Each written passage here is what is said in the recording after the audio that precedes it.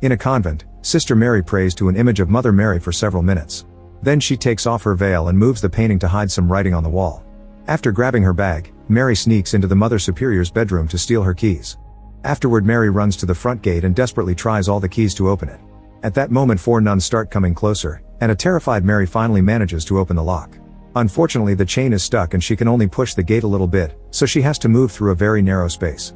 She falls as she reaches the other side and a nun grabs her ankle to pull her back, breaking Mary's leg by pushing it against the fence bars. The unbearable pain makes her pass out.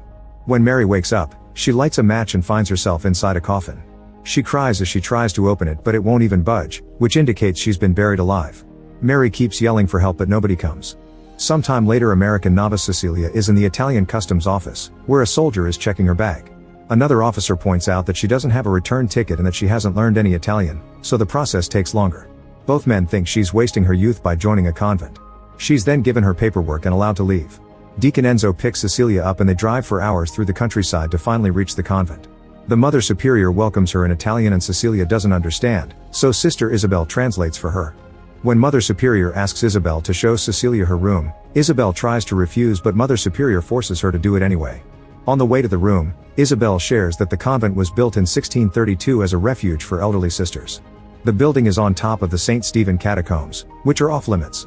The duo walks through several rooms full of older women and Isabel friendly says hi to everyone, only to then tell Cecilia about the nun who will die next week because of a tumor.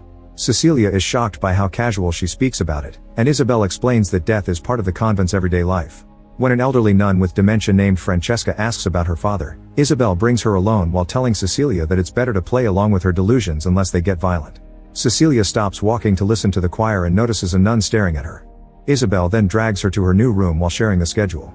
When Cecilia says she's honored to serve, Isabel calls her sweet as an insult and warns her that this is a hard place to live in. Later, when Cecilia is using the toilet, Gwen suddenly bursts in to smoke in secret. They start chatting and Cecilia shares that her previous parish closed because of low attendance.